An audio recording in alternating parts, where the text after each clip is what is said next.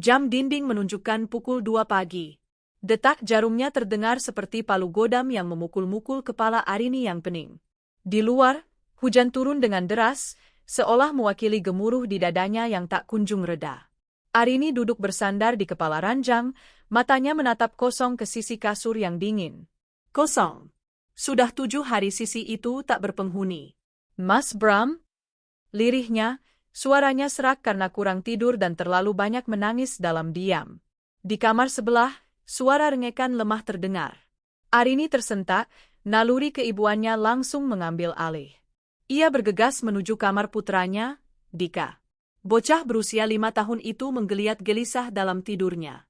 Wajahnya pucat, keringat dingin membasahi piyamanya. Igau Dika. Arini menyentuh dahi putranya. Panas. Sangat panas. Hatinya mencelos. Sejak Bram menghilang seminggu lalu, kondisi kesehatan Dika menurun drastis. Dokter bilang ini efek psikosomatis karena Dika sangat dekat dengan ayahnya dan bisa merasakan kecemasan ibunya, ditambah imunnya yang memang sedang lemah. Sabar ya, sayang. Mama di sini. Besok kita ke dokter lagi, bisik Arini sambil mengompres dahi Dika. Sambil memeluk putranya, pikiran Arini melayang pada kejadian seminggu terakhir. Bram pamit pada Senin pagi seperti biasa. Mengenakan kemeja biru muda favoritnya yang disetrika licin oleh Arini, mencium kening Arini, dan berjanji akan pulang cepat karena ingin membelikan mainan robot untuk Dika. Namun, sorenya, ponselnya mati. Malamnya, ia tak pulang. Hari kedua, Arini mulai panik. Ia menelepon ke kantor Bram. Pak Bram? Beliau mengajukan cuti panjang, Bu Arini. Katanya ada urusan keluarga mendesak selama 2 minggu, jawab sekretaris Bram dengan nada bingung. Loh, bukannya ibu yang sakit? Pak Bram bilang istrinya butuh perawatan intensif. Arini terpaku saat itu. Ia sehat-sehat saja. Kenapa Bram berbohong? Hari ketiga dan keempat, Arini mendatangi rumah mertuanya. Berharap Bram ada di sana, atau setidaknya orang tuanya tahu sesuatu. Namun, sambutan yang ia terima sungguh ganjil. Ibu mertuanya, yang biasanya cerewet meminta uang bulanan, kali ini tampak gelisah dan enggan menatap mata Arini. Kami tidak tahu, Rin. Mungkin dia butuh waktu sendiri. Kamu kan sibuk terus dengan bisnismu, mungkin Bram stres, kata ibu mertua dengan nada menuduh, seolah hilangnya Bram adalah kesalahan Arini.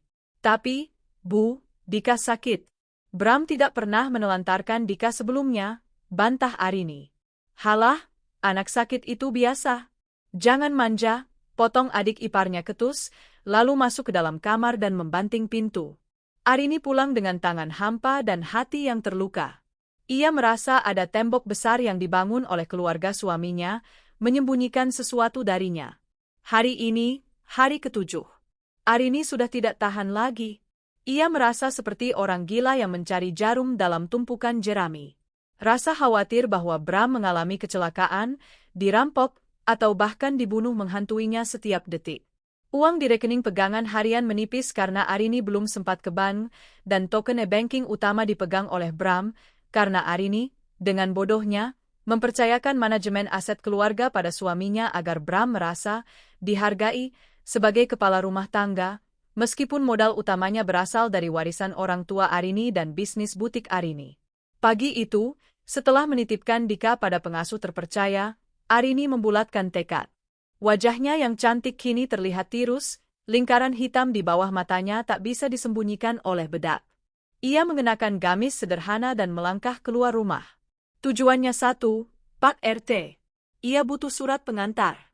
Ia akan melapor ke polisi. Ini sudah termasuk kasus orang hilang.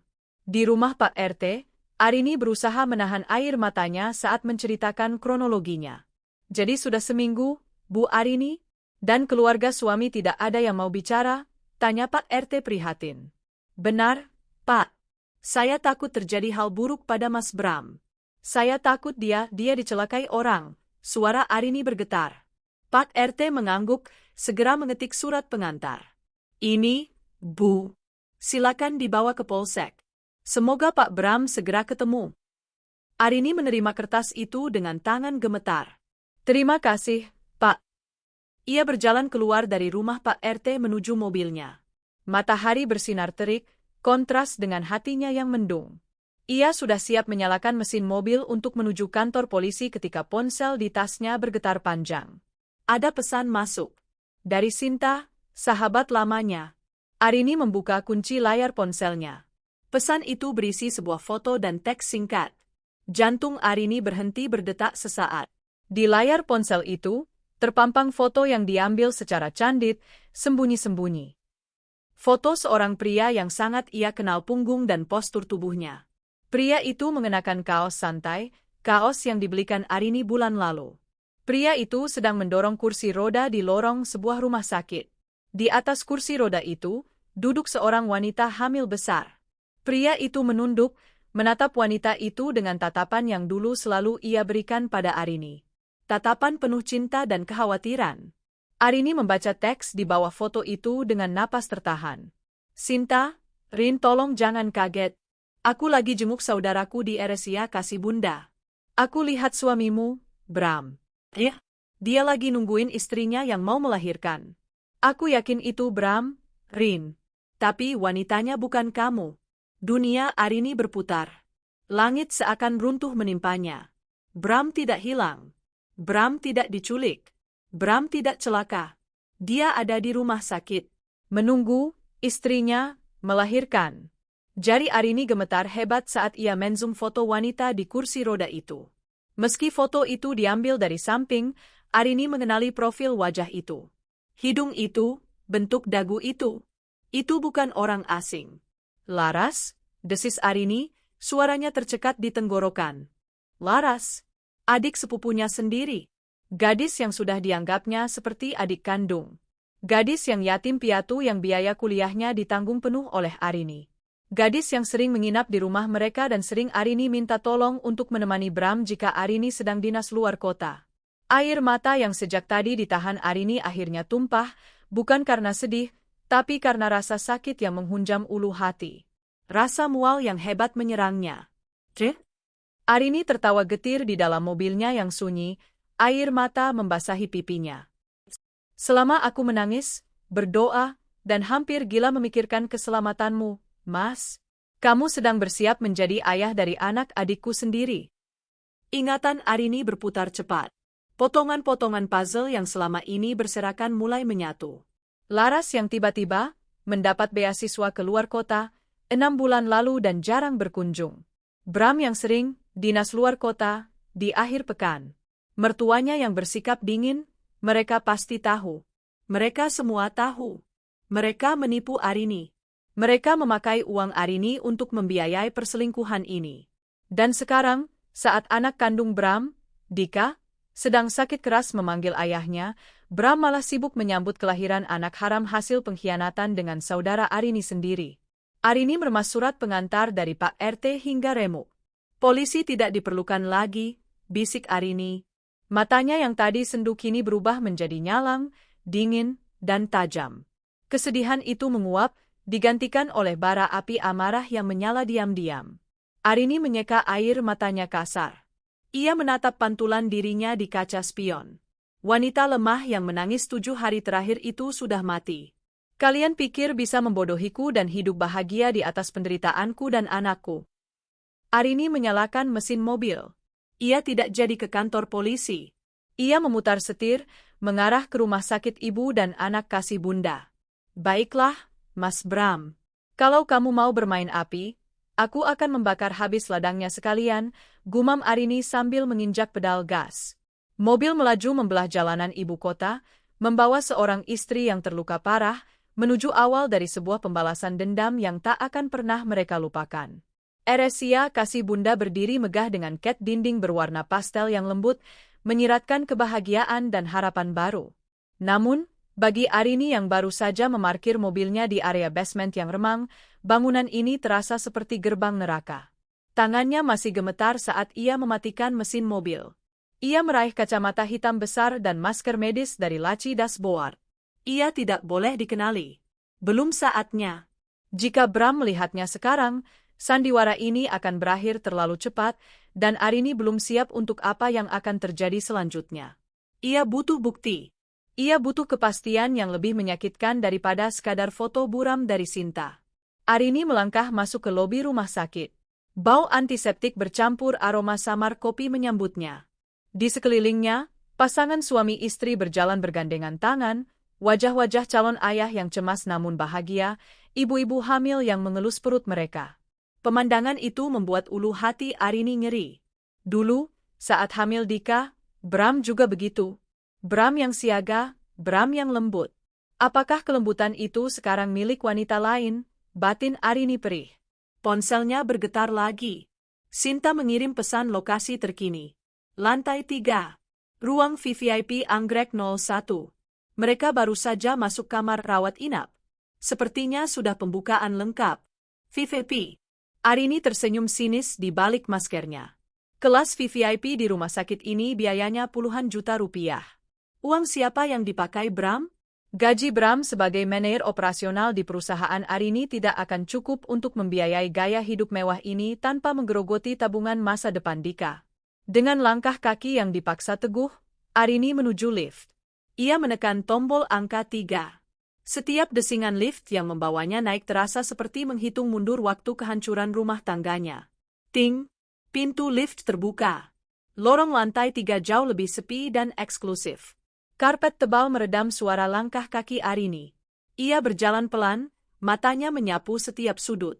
Jantungnya berdegup kencang, seolah ingin melompat keluar dari rongga dadanya. Di ujung lorong, di depan kamar Anggrek 01, Arini melihatnya. Bram.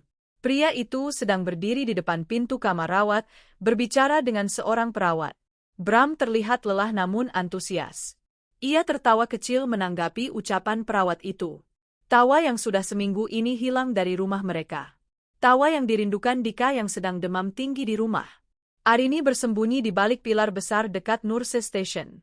Ia mengeluarkan ponselnya, mengaktifkan mode video, dan menyorotkan lensa kameranya ke arah Bram. Tangannya bergetar, tapi ia memaksakan diri untuk fokus. Dokter bilang mungkin 1 jam lagi. Pak, suara perawat itu terdengar samar namun jelas di telinga Arini yang menajam karena adrenalin. Baik, sus. Tolong pastikan istri saya nyaman, ya. Jangan sampai dia kesakitan. Biaya bukan masalah, berikan yang terbaik, jawab Bram dengan nada otoritatif namun lembut. Istri saya. Kata-kata itu menghantam Arini lebih keras daripada tamparan fisik. Bram menyebut Laras sebagai istri. Sejak kapan? Apakah mereka sudah menikah siri? Perawat itu masuk kembali ke ruangan. Bram menghela napas, lalu merogoh saku celananya, mengambil ponsel. Ia mengetik sesuatu. Di kejauhan, ponsel Arini tetap hening. Bram tidak sedang menghubungi istri sahnya. Ia mungkin sedang mengabari orang lain, mungkin keluarga Laras. Tak lama kemudian, pintu kamar rawat terbuka sedikit. Suara manja yang sangat Arini kenal terdengar memanggil. Mas Bram, masuk dong, jangan di luar terus. Itu suara Laras. Suara adik sepupu yang dulu sering merengek minta dibelikan baju baru pada Arini. Suara gadis polos yang dulu menangis di pelukan Arini saat orang tuanya kesulitan membayar uang semester kuliah. Bram bergegas masuk. Iya, sayang. Mas di sini. Pintu tidak tertutup rapat. Ada celah sekitar 10 cm yang menyisakan pandangan ke dalam. Arini tahu ini gila, tapi kakinya bergerak sendiri mendekat. Ia harus melihat. Ia harus memastikan seberapa dalam pisau ini menancap. Arini berdiri di sisi tembok, mengintip lewat celah pintu. Pemandangan di dalam sana membuat darah Arini membeku. Laras berbaring di ranjang pasien yang mewah, wajahnya berkeringat namun berbinar bahagia. Perutnya buncit besar, siap melahirkan kehidupan baru. Dan Bram sedang duduk di tepi ranjang, menggenggam erat tangan Laras, sesekali mencium punggung tangan itu dan mengusap perut buncit Laras. Sakit banget, Mas? Renget Laras.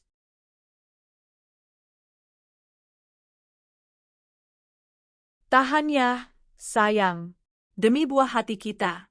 Demi baby Raka, bujuk Bram lembut, lalu menyeka keringat di dahi Laras dengan tisu. Mas, nanti kalau dia lahir, Mas janjikan gak akan ninggalin kita? Mas nggak akan balik lagi ke Mbak Arini terus-terusan? Tanya Laras dengan nada cemas yang dibuat-buat. Arini menahan napas. Ia menempelkan ponselnya ke celah pintu, merekam setiap detik pengkhianatan ini. Bram tersenyum menenangkan. SST, jangan ngomong gitu. Kamu tahu kan, aku cuma bertahan sama Arini karena bisnis dan aset-aset itu masih atas nama dia? Aku butuh waktu buat balikin nama semuanya ke aku atau ke kita. Sekarang kan aku udah mulai tarik dananya pelan-pelan buat masa depan kita. Apartemen kamu, biaya lahiran ini, semuanya lancar kan? Laras tersenyum puas. Iya sih, tapi aku sebel kalau Mas harus pulang ke rumah sana. Apalagi Dika sakit-sakitan terus, pasti Mas disuruh ngurusin dia. Dika itu urusan Arini. Dia kan ibunya, dia punya uang, dia bisa bayar dokter mahal. Tugasku sekarang nemenin kamu dan anak kita. Setelah ini, kita akan resmikan pernikahan kita, Ras. Aku janji. Begitu Arini lengah, aku akan ceraikan dia setelah aku pastikan kita nggak keluar rumah dengan tangan kosong. Air mata Arini menetes tanpa suara, membasahi masker yang menutupi wajahnya. Betapa bodohnya dia. Betapa naifnya dia selama ini. Ia pikir Bram mencintainya. Ia pikir Bram adalah partner hidup yang setia. Ternyata, Bram hanyalah parasit yang menunggu inangnya mati perlahan. Dan Laras, adik yang ia besarkan dengan kasih sayang, ternyata adalah ular berbisa yang mematuknya tepat di jantung. Bukan hanya perselingkuhan fisik. Ini adalah perampokan terencana. Mereka menginginkan hartanya, mereka menginginkan kehancurannya, dan mereka tidak peduli pada Dika, darah daging Bram sendiri yang sedang berjuang melawan sakit.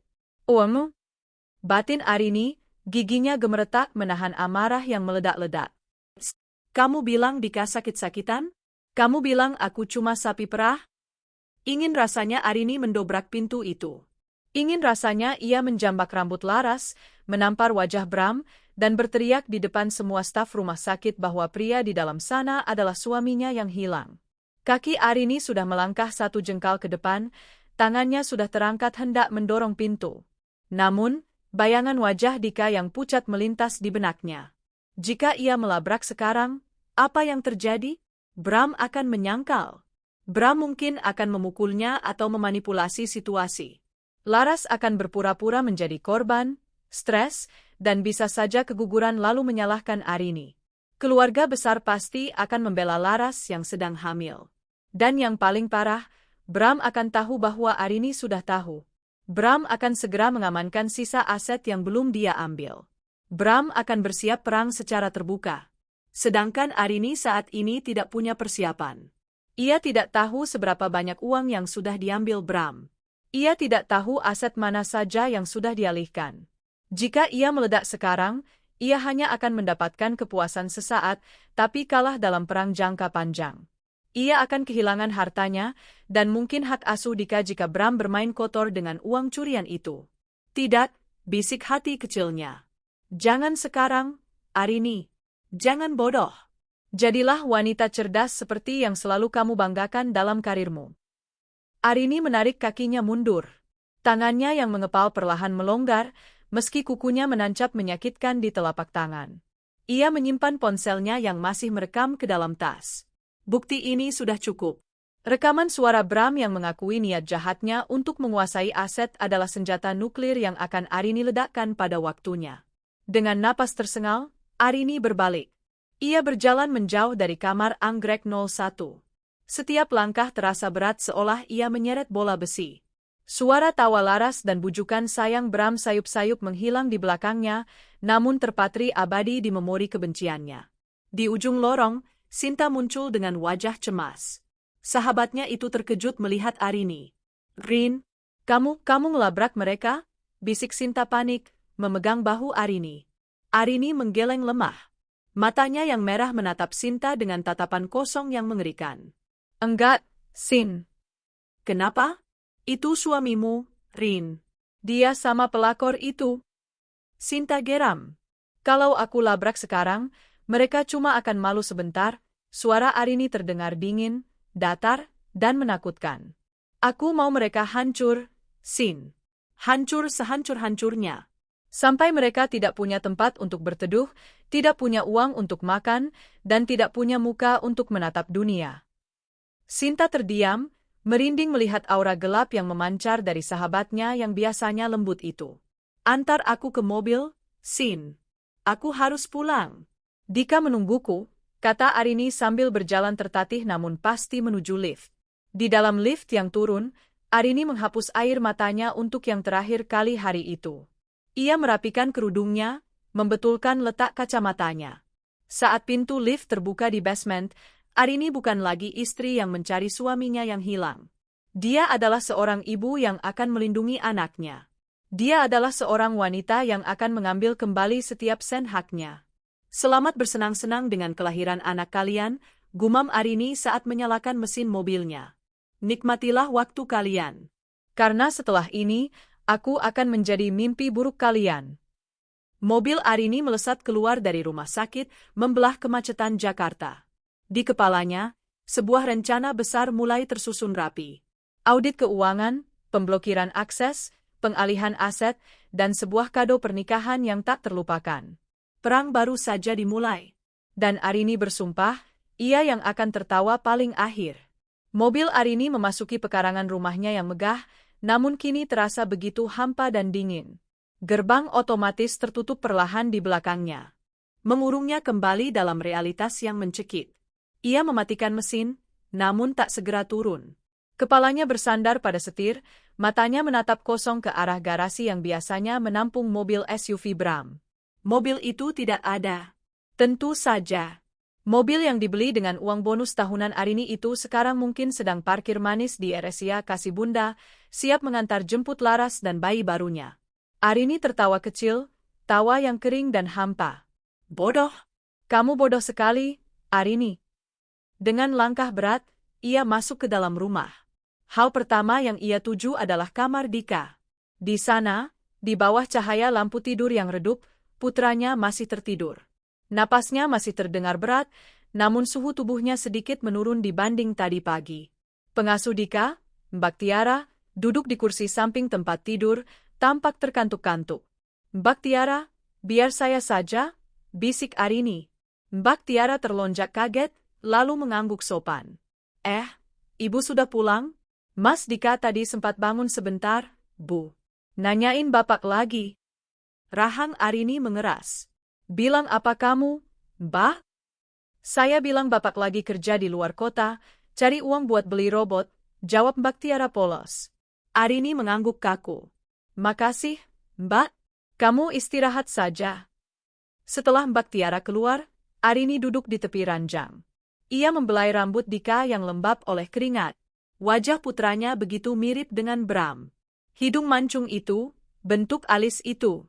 Dulu, kemiripan ini adalah kebanggaan Arini. Sekarang, itu seperti ejekan yang terpampang nyata. Maafin Mama, Dika? Bisik Arini, air matanya menetes jatuh ke selimut Spiderman milik Dika. Mama gagal milih papa yang baik buat kamu. Mama biarin ular masuk rumah kita. Arini mencium kening Dika lama, menyalurkan rasa sakitnya menjadi kekuatan. Tapi Mama janji, sayang, Mama nggak akan biarin hak kamu diambil sedikit pun. Kalau papa kamu nggak mau ngurus kamu, biar Mama yang hancurkan dunia mereka. Arini beranjak keluar dari kamar Dika menuju ruang kerjanya. Ia butuh berpikir jernih. Duduk di kursi kulit empuk di balik meja kerjanya yang besar, pandangan Arini tertumbuk pada deretan foto keluarga yang terpajang di rak buku. Foto pernikahannya dengan Bram 7 tahun lalu. Foto wisuda Laras 3 tahun lalu, di mana Arini, Bram, dan Laras berfoto bersama sambil tersenyum lebar. Di foto itu, Laras memegang buket bunga pemberian Arini, sementara Bram berdiri di tengah, merangkul bahu Arini dan Laras sekaligus. Menjijikkan, desis Arini. Ia mengambil bingkai foto itu. Matanya menelusuri wajah-wajah lain di latar belakang foto wisuda itu. Ada Paman Rusdi dan Bibi Lastri, orang tua Laras. Ada juga ibu mertuanya, Ibu Ratna. Tiba-tiba, sebuah ingatan menyeruak tajam di benak Arini. Ingatan tentang kejadian 2 bulan lalu, saat acara syukuran ulang tahun Ibu Ratna. Saat itu, Arini datang terlambat karena ada meeting mendadak dengan klien dari Singapura. Ketika ia sampai di rumah mertuanya, suasana sudah ramai. Arini ingat betul tatapan mereka saat ia masuk. Tatapan yang seketika hening, canggung, dan penuh kode rahasia. Ibu Ratna saat itu sedang duduk di sofa, dan Laras sedang memijat kaki Ibu Ratna. Arini sudah datang, kata Ibu Ratna saat itu, nadanya sedikit kaget. Kirain gak bakal datang, sibuk cari uang terus. Maaf, Bu. Tadi macet dan meetingnya alot, jawab Arini sambil mencium tangan mertuanya. Saat itu, Arini melihat Laras buru-buru membetulkan bajunya yang sedikit longgar. Gamis model baby doll yang menyamarkan bentuk tubuh. Waktu itu Arini berpikir Laras hanya sedang ingin tampil syari. Tapi sekarang ia sadar, gamis itu untuk menutupi perutnya yang mulai membuncit. Dan Bram duduk di sebelah Paman Rusdi, ayah Laras.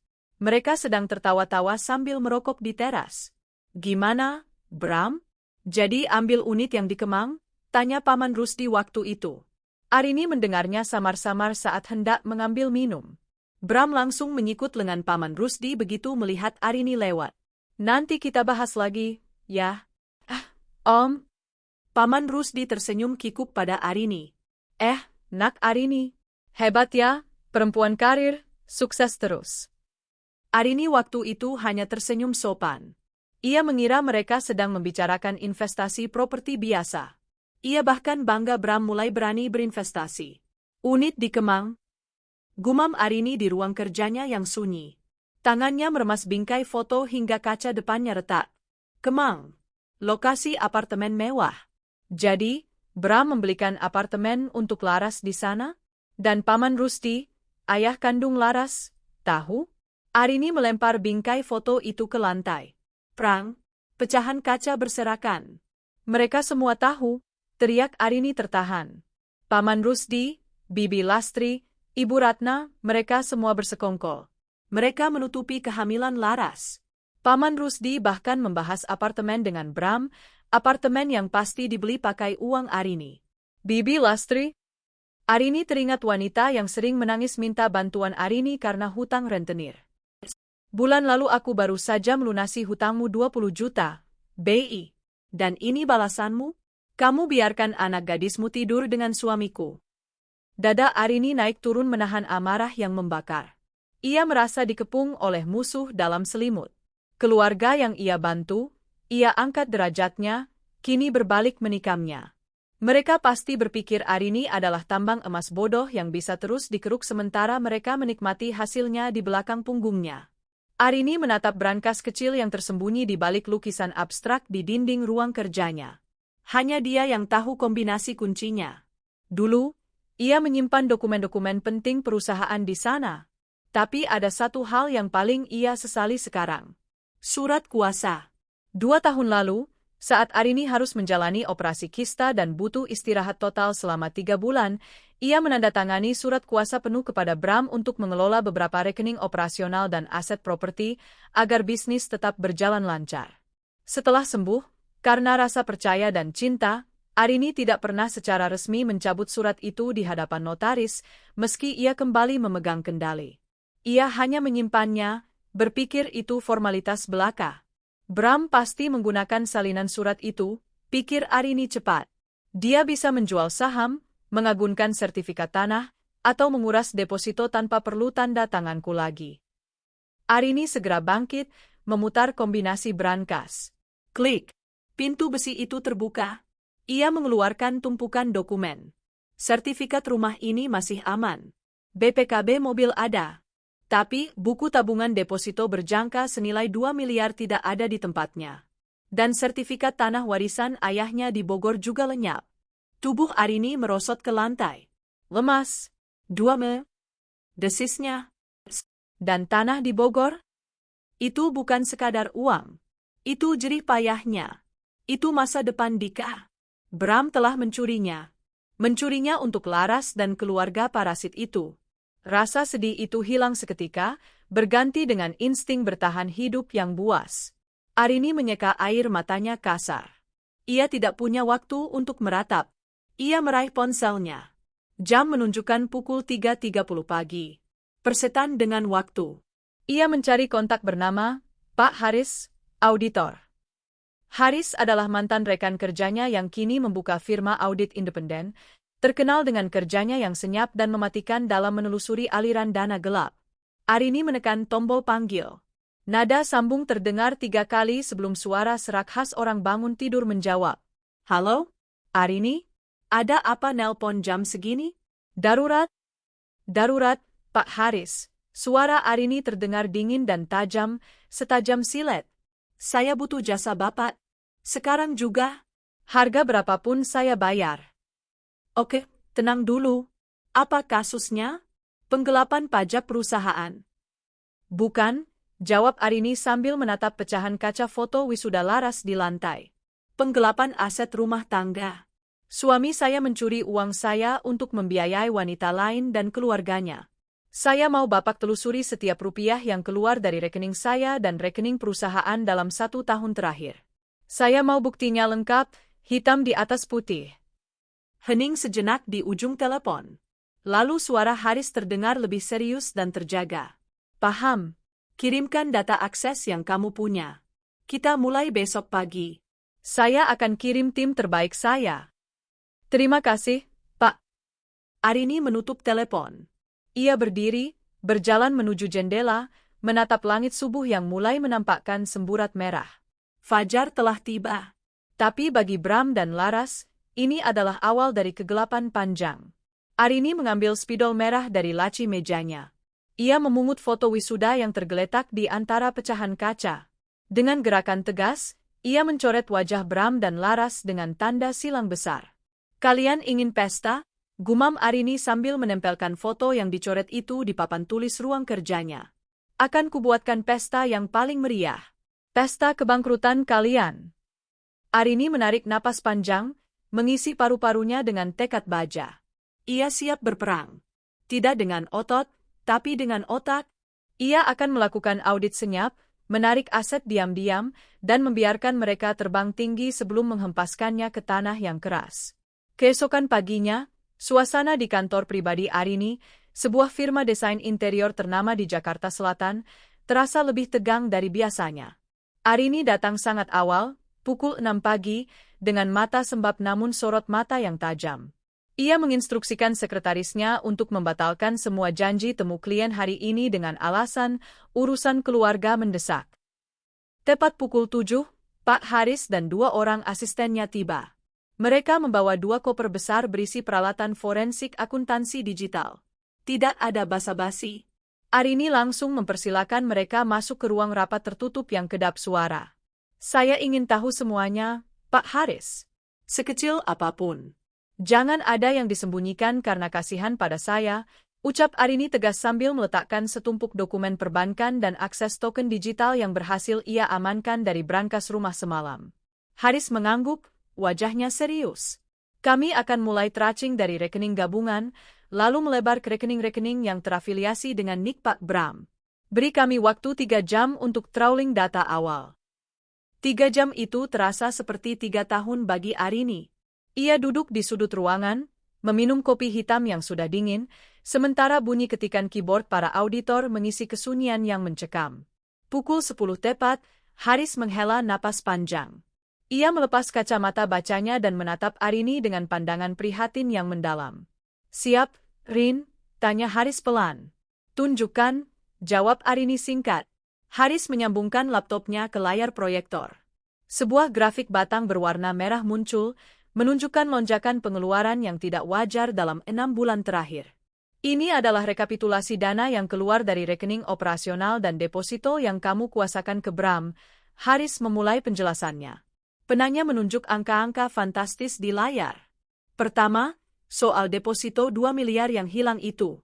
Ternyata tidak ditarik tunai sekaligus. 2 minggu lalu, Bram memecahnya. 500 juta ditransfer ke PT Gria Indah Abadi, itu pengembang apartemen mewah di Kemang. Statusnya down payment unit penthouse. Arini mengepalkan tangannya di bawah meja. Penthouse? Untuk Laras? Sementara Dika minta mainan robot harga 300.000 saja dia bilang, nanti dulu. Masih ada lagi, lanjut Haris, nadanya semakin berat. 1 miliar sisanya ditransfer ke rekening deposito baru. Bukan atas nama Bram, Tapi atas nama? Haris ragu sejenak, menekan tombol enter. Nama itu muncul di layar. Larasati Aeneas. Arini tertawa hambar. Pintar sekali. Dia langsung mengamankan uang itu ke nama pelakornya. Dan sisanya, sekitar 500 juta, habis dalam 3 bulan terakhir untuk transaksi-transaksi ini. Layar berganti menampilkan deretan scan tagihan kartu kredit dan mutasi rekening. RSIA kasih bunda, paket persalinan VVIP Stem Cell Banking, 185 juta rupiah. Frank Ako, cincin berlian solitaire, 85 juta rupiah. Tiffany's Baby, perlengkapan bayi box bayi impor, 45 juta rupiah. Royal Wedding Organizer, deposit paket resepsi Intimate Luxury, 150 juta rupiah. Mata Arini terpaku pada baris terakhir. Royal Wedding Organizer. Mereka mau menikah? Bisik Arini. Benar. Dan coba lihat tanggal reservasinya. Haris memperbesar gambar info CWO tersebut. Tanggal resepsi, 25 Oktober. Darah Arini seakan berhenti mengalir. Tanggal 25 Oktober. Itu bulan depan. Dan itu adalah? Itu tanggal ulang tahun pernikahanku dengan Bram. Suara Arini bergetar, kali ini bukan karena sedih, tapi karena amarah yang memuncak hingga ke ubun-ubun. Bram tidak hanya berselingkuh. Dia ingin menghapus eksistensi Arini sepenuhnya. Dia ingin merayakan hidup barunya dengan laras tepat di hari yang seharusnya menjadi perayaan cinta mereka berdua. Bram menggunakan uang Arini untuk membiayai pesta perayaan pengkhianatannya. Betapa kejamnya, betapa biadabnya. Lalu, asisten Haris menambahkan dengan hati-hati, tanah di Bogor. Sertifikatnya memang tidak dijual, Bu. Tapi diagunkan ke Bank Perkreditan Rakyat, BPR, swasta untuk pinjaman cepat cair sebesar 1,5 miliar. Uangnya sepertinya dipakai untuk melunasi hutang judi online Pak Bram yang baru terdeteksi, dan sisanya ditransfer ke rekening orang tuanya Laras. Arini memejamkan mata. Paman Rusdi dan Bibi Lastri juga kecipratan uang panas ini. Pantas saja mereka diam 1000 bahasa. Mereka dibungkam dengan uang hasil gadai tanah warisan ayah Arini. Total kerugian yang terdeteksi sampai hari ini mendekati 4 miliar rupiah. Arini, ini perampokan dalam rumah tangga, simpul Haris. Saya sarankan kita lapor polisi sekarang. Bukti ini cukup untuk menjerat Bram pasal berlapis. Penggelapan, pemalsuan dokumen. Arini membuka matanya. Sorot matanya kini gelap dan menakutkan, seperti lautan tenang sebelum badai tsunami. Tidak, Pak Haris. Jangan polisi dulu. Kenapa? Kamu masih cinta? Bukan, Arini berdiri, berjalan menuju layar proyektor dan menyentuh angka 4 miliar itu. Kalau lapor polisi, Bram masuk penjara. Aset yang sudah jadi atas nama Laras akan susah ditarik kembali karena dianggap hibah atau sengketa perdata yang panjang. Dan Bram, dia akan merasa jadi korban. Arini berbalik menghadap Haris. Saya ingin uang saya kembali. Saya ingin mereka jatuh miskin sampai ke tulang-tulang. Saya ingin mereka merasakan bagaimana rasanya tidak punya uang sepeser pun di hari bahagia mereka. Jadi, apa rencanamu? Operasi senyap, jawab Arini dingin. Bram tidak tahu kalau aku tahu. Dia pikir aku masih istri bodoh yang sibuk kerja dan percaya padanya. Kita manfaatkan itu. Arini mengambil spidol papan tulis, mulai menuliskan poin-poin rencana di whiteboard. Blokir akses halus. Buat sistem error pada kartu kredit dan rekening akses Bram secara berkala, jangan sekaligus, biar dia tidak curiga. Likuidasi saham, jual semua portofolio saham yang dipegang Bram, pakai surat kuasa lama yang dia kira sudah hangus tapi sebenarnya masih berlaku secara hukum karena belum dicabut notaris. Sita jaminan, tebus sertifikat tanah Bogor diam-diam. Arini punya dana cadangan warisan ibunya, lalu alihkan nama kepemilikan ke nama Dika, sehingga Bram tidak bisa menyentuhnya lagi. Sabotase pernikahan, biarkan mereka lanjut persiapan pernikahan. Biarkan mereka bayar pelunasan, pakai sisa uang yang mereka pegang. Nanti, di hari H, kita pastikan mereka tidak punya gedung untuk resepsi. Pak Haris, tolong bantu saya urus pengalihan aset. Hubungi teman Bapak di BPR itu, Saya akan lunasi pinjaman Bram hari ini juga, tapi sertifikatnya harus keluar atas nama saya dan langsung dibalik nama ke Dika. Haris tersenyum kagum. Kamu menakutkan kalau sedang marah, Rin. Seorang ibu akan melakukan apa saja untuk anaknya. Pak, uang itu hak Dika. Tidak ada 1 rupiah pun yang boleh jatuh ke anak haram itu. Tiba-tiba ponsel Arini bergetar. Pesan masuk dari Bram lagi. Bram, sayang, gimana Dika? Mas masih meeting alot di Surabaya nih. Doain ya proyeknya tembus, biar bisa belikan Dika mainan mahal. Love you. Arini menatap layar ponsel dengan jijik. Ia mengetik balasan dengan tenang. Arini, amin, Mas. Dika kangen papanya. Jangan lupa jaga kesehatannya. Oh ya, token ban yang Dimas masih aktif kan? Aku mau cek mutasi bulanan rutin, tapi kok error ya? 3 detik kemudian, balasan Bram masuk. Cepat sekali, tanda dia panik. Bram, jangan dulu yang. Sistemnya lagi maintenance dari pusat katanya. Nanti aja Mas yang printkan buku tabungannya pas pulang. Kamu fokus jaga Dika aja ya.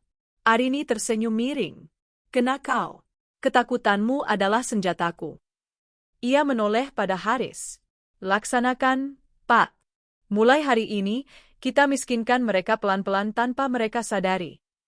Siang itu, di tengah hiruk-pikuk Jakarta, Arini tidak lagi merasa sebagai korban.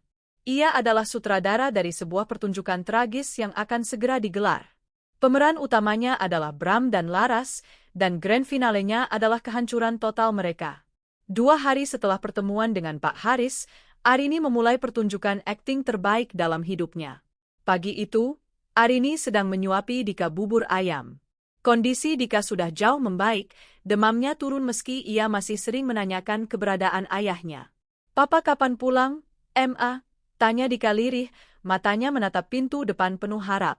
Arini tersenyum, menyembunyikan getar kebencian di hatinya setiap kali teringat Bram. Papa masih ada urusan penting, sayang. Doakan Papa cepat selesai ya. Ponsel Arini berdering. Itu panggilan video dari Bram. Arini menarik napas panjang, mengatur ekspresi wajahnya menjadi campuran antara khawatir dan lega, lalu mengangkatnya. Wajah Bram muncul di layar. Ia terlihat lelah, mungkin kurang tidur karena menjaga Laras dan bayi barunya di rumah sakit, tapi Arini tahu ia sedang berakting seolah lelah bekerja. Mas Bram, seru Arini dengan nada panik yang dibuat-buat. Ya ampun, kamu di mana? Aku khawatir setengah mati. Kenapa baru telepon video sekarang? Bram mengusap wajahnya. Maaf ya, sayang. Di sini sinyal susah banget. Proyeknya ada masalah di lapangan, aku harus turun tangan langsung ngurusin para pekerja yang mogok. Aku kangen banget sama kalian. Dika juga kangen, Mas, kata Arini sambil mengarahkan kamera ke Dika. Papa, seru Dika senang. Hei jagoan Papa. Cepat sembuh ya. Nanti Papa belikan robot Optimus Prime yang besar. Janji Bram. Janji kosong, batin Arini. Uang untuk robot itu pasti sudah jadi susu formula impor untuk bayi Laras. Mas, kapan pulang? Tanya Arini, suaranya melembut. Mungkin 2 atau 3 hari lagi, Rin. Urusan administrasi belum kelar. Oh ya, Rin? Bram tampak ragu sejenak, matanya bergerak gelisah. Kamu nggak ngecek rekening perusahaan kan? Soalnya aku kemarin sempat pindahin dana darurat buat talangan proyek. Takut kamu kaget. Arini tertawa kecil dalam hati. Talangan proyek? Maksudmu biaya operasi sesar VIP Laras? Oh, nggak kok, Mas. Aku percaya sama kamu. Lagian aku lagi pusing ngurusin Dika, mana sempat buka laptop kerjaan, dusta Arini dengan lancar. Yang penting kamu sehat dan urusan cepat beres. Wajah Bram terlihat lega seketika. Syukurlah. Kamu memang istri yang paling pengertian. Ya udah ya, aku lanjut kerja dulu. Sambungan terputus.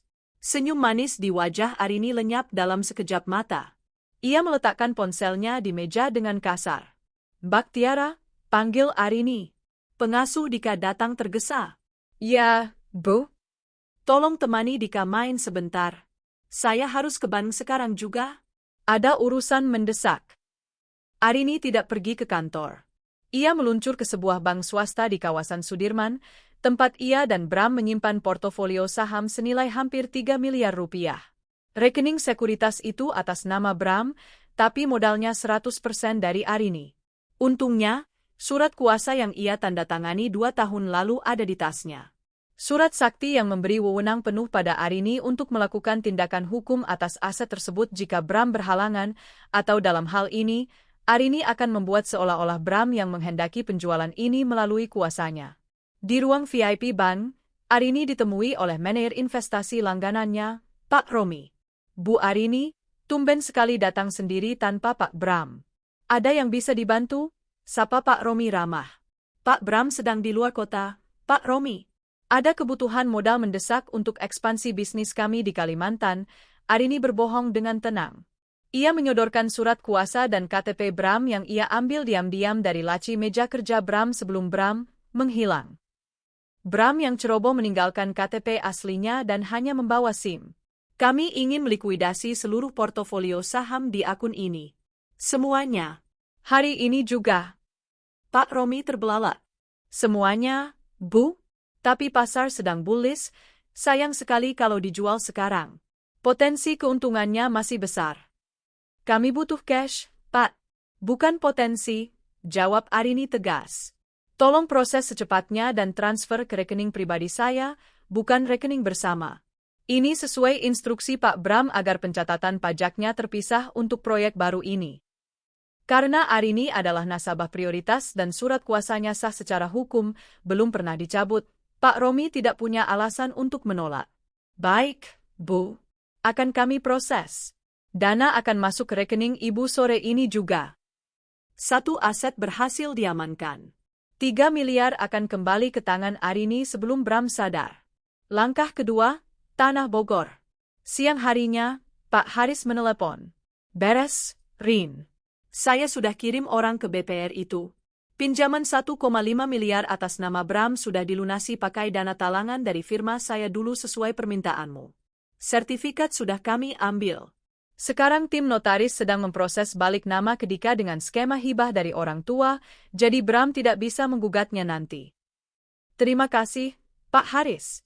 Potong saja biayanya dari fee yang akan saya transfer nanti, jawab Arini lega. Sore harinya, Arini duduk di balkon kamarnya sambil memantau notifikasi bank di ponselnya. Ting, dana masuk, 3 miliar 150 juta rupiah, pencairan saham.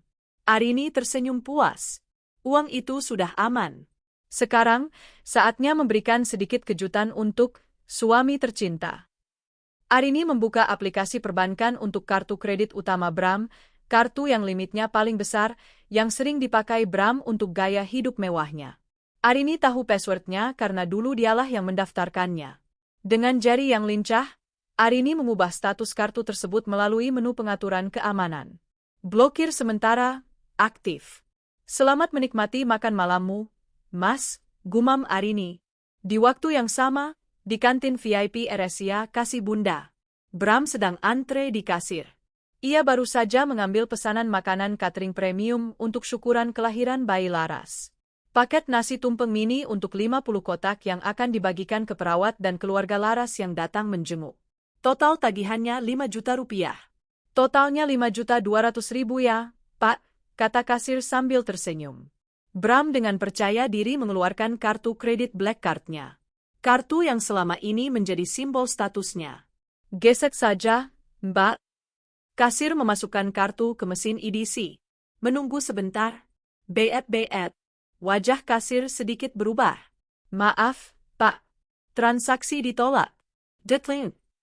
Bram mengerutkan kening. Masa sih? Limitnya masih ratusan juta kok. Coba lagi. Kasir mencoba lagi. Beet. Tetap ditolak, Pak. Keterangannya, hubungi bank penerbit. Antrean di belakang Bram mulai panjang. Beberapa orang mulai berbisik-bisik. Wajah Bram memerah karena malu. Ah, sistem banknya kali yang error, gerutu Bram, mencoba menutupi rasa malunya. Ia merogoh dompet, mengeluarkan kartu debit dari bank lain, rekening gajinya. Isinya tidak banyak, tapi cukup untuk 5 juta. Pakai ini saja. Kasir menggesek kartu debit itu. Bet. Saldo tidak mencukupi, Pak? Bram melotot. Hah? Nggak mungkin. Kemarin masih ada 10 juta. Ia lupa. Arini sudah menginstruksikan HRD kantornya, karena Arini adalah pemilik perusahaan, untuk menahan gaji Bram bulan ini dengan alasan audit internal.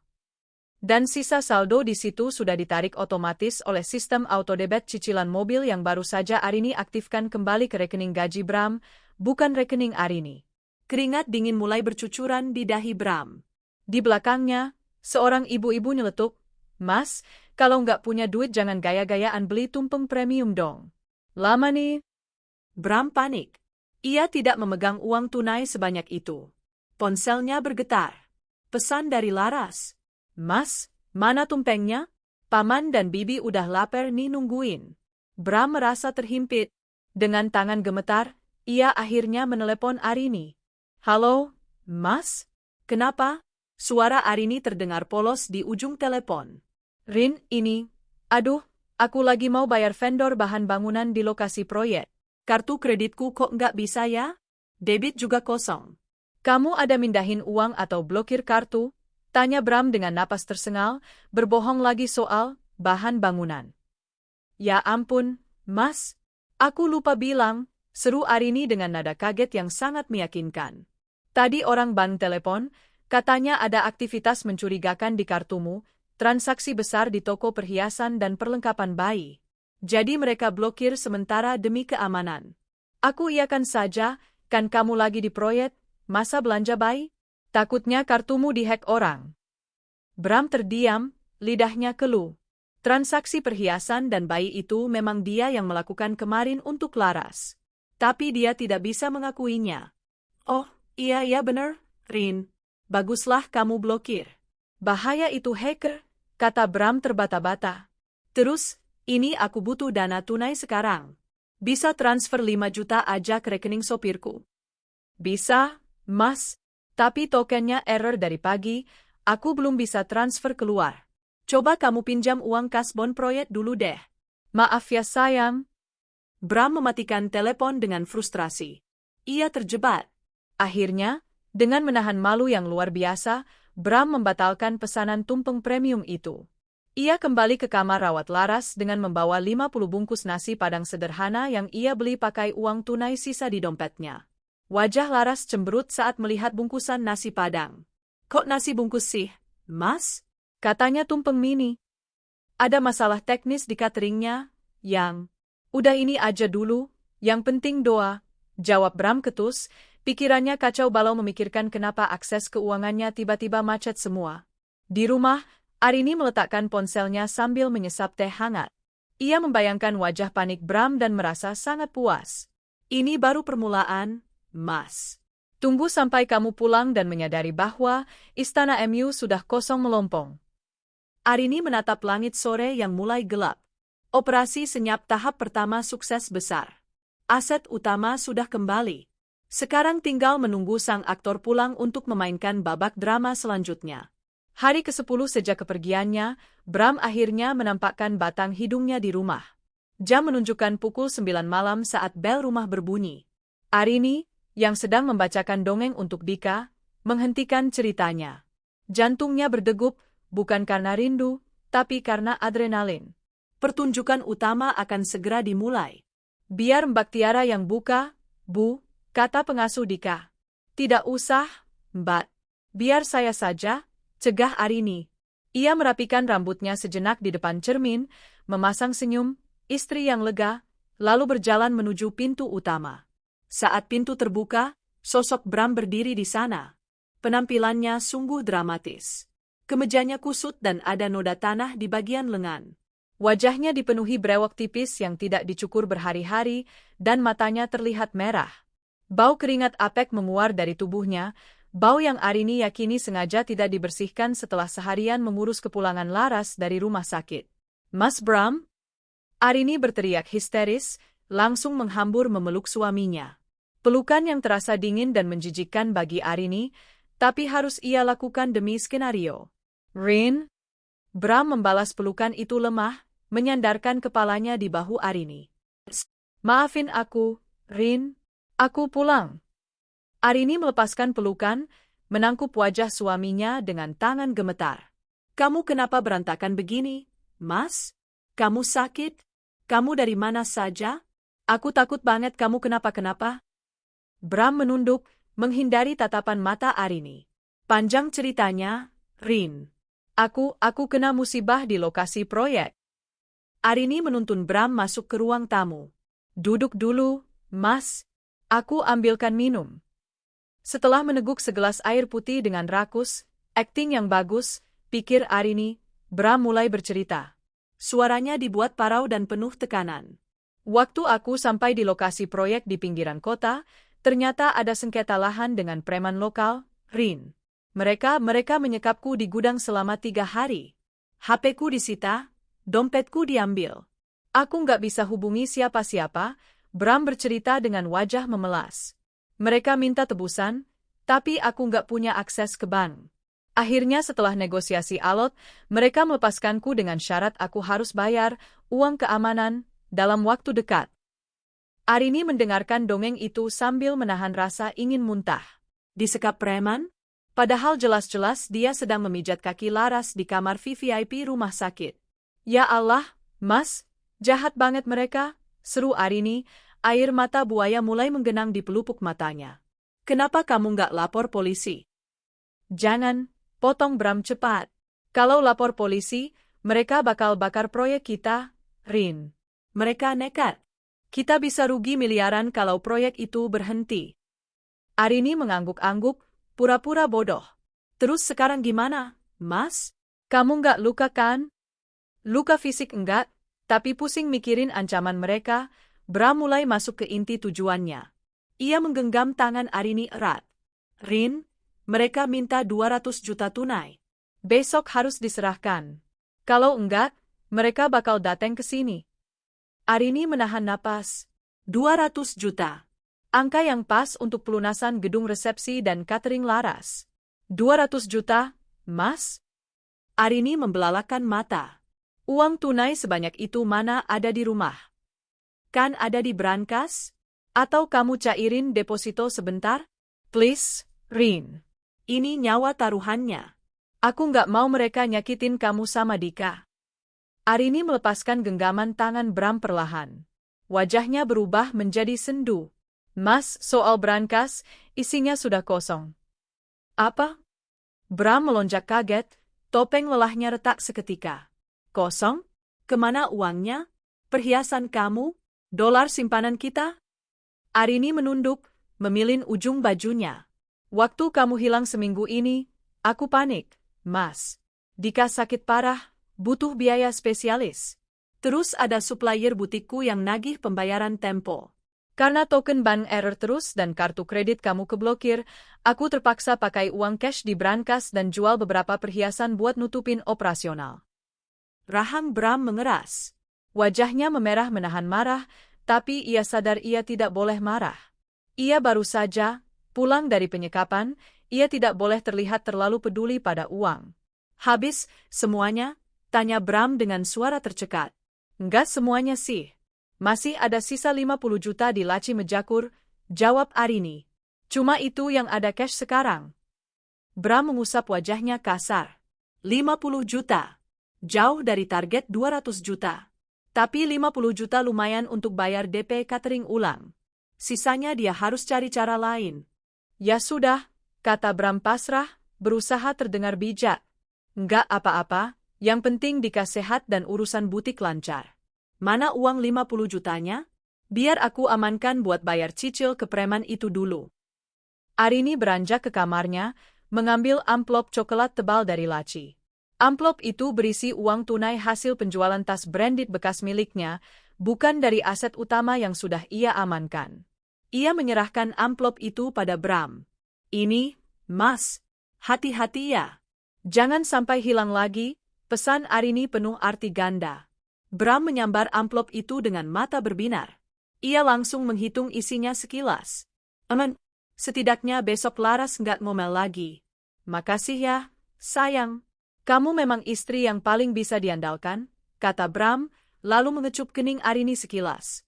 Kecupan yang terasa seperti sengatan lebah beracun di kulit Arini. Aku mandi dulu ya, Rin. Badan lengket semua.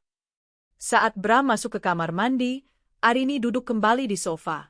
Ia menatap pintu kamar mandi yang tertutup rapat.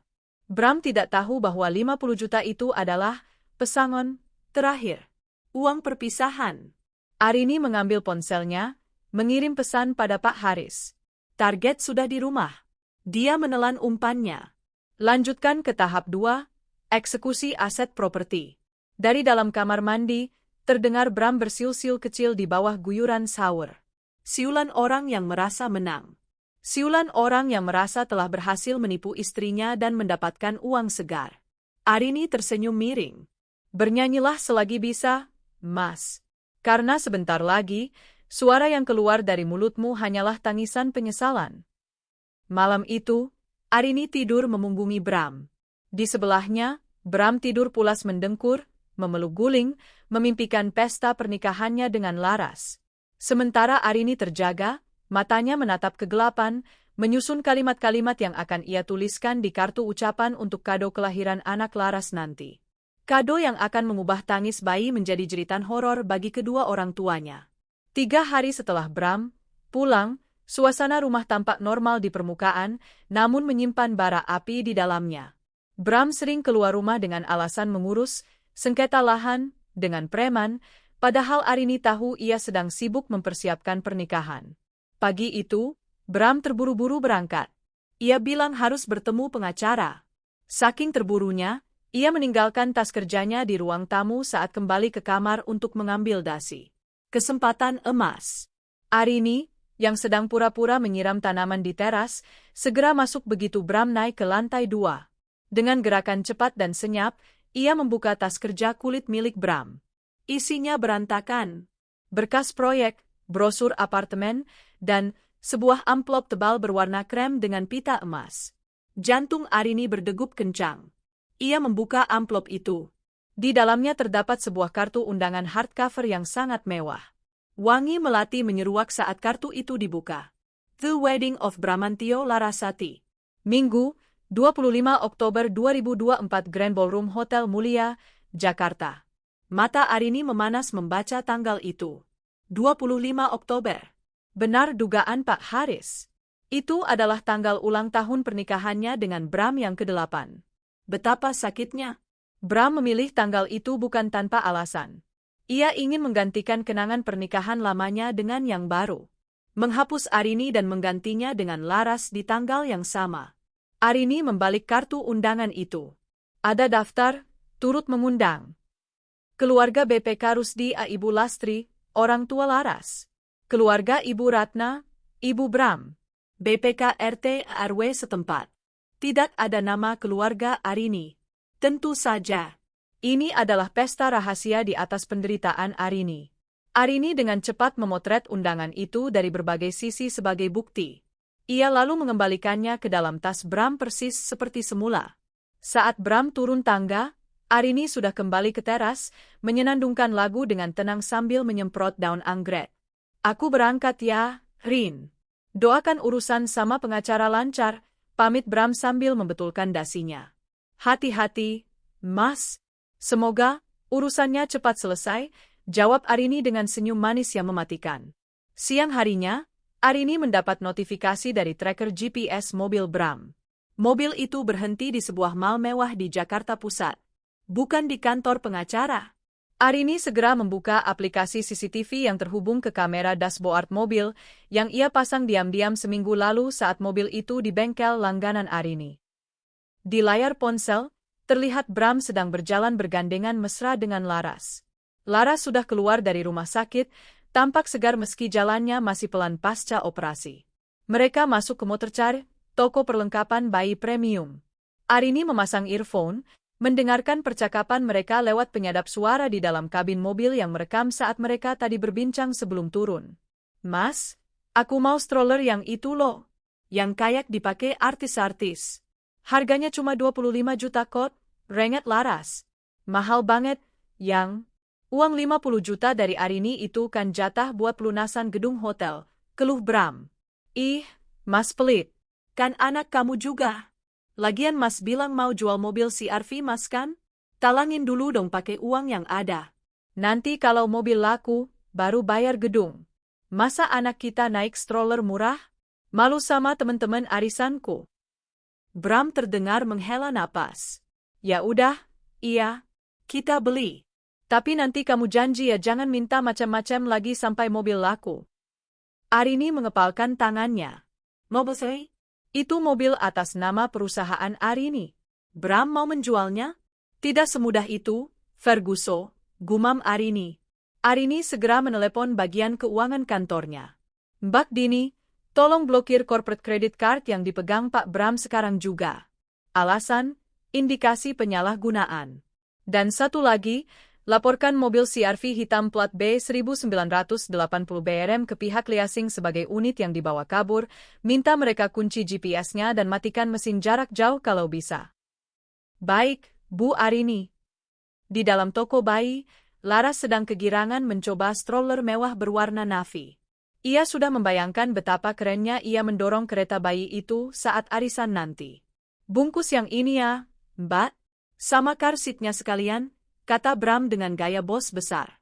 Total belanjaan, Rp32.500.000. Bram mengeluarkan kartu kredit perusahaan. Ia yakin kartu ini aman karena Arini jarang mengeceknya dan biasanya dipakai untuk entertain klien. Kasir menggesek kartu. Beat. Maaf Pak, declined. Wajah Bram pucat. Lagi? Coba lagi, Mbak. Ini limitnya unlimited loh. Kasir mencoba lagi. Hasilnya sama. Ditolak oleh bank penerbit, Pak. Kartu diblokir. Laras mulai cemberut.